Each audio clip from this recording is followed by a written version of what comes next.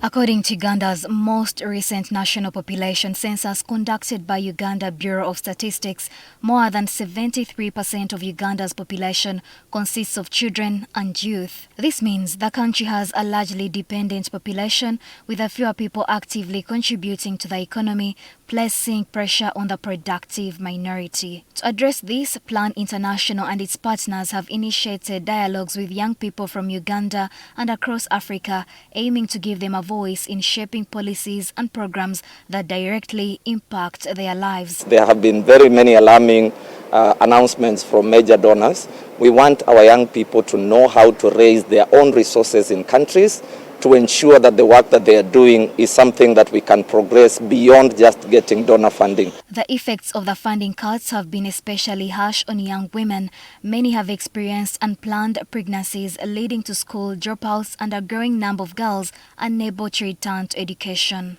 Not everybody has the opportunities, the pathways to go to school, and that becomes a challenge. And as a result of that, it leads to a lot of early child and forced marriages because many parents cannot afford to take these children to school. Down funding gaps means that the referral system for prevention of teenage pregnancies and response to perpetrators of violence, especially sexual violence and physical violence, that puts the girls at a worse situation, are going to cease. When you look at childhood sexual violence, this is why we are having very many cases of HIV among young children, among young girls. So I think it's a whole context that requires multi-sectorial collaboration, different stakeholders coming together, but also making sure that the young people themselves are in the conversations, and the young people themselves are actually contributing to shaping the policy and the legal frameworks. Government officials acknowledge the challenges.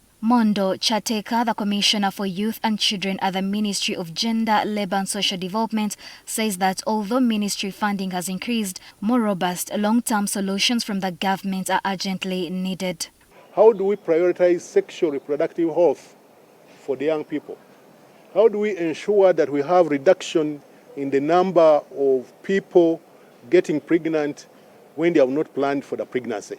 Plan International's Lazarus Mwale highlights that the goal of transforming youth from dependent to productive citizens has suffered a major setback due to funding gap. They can no longer reach out to young people with the information or do door-to-door supply of contraception, for instance, for young women, so that we can prevent unintended pregnancy.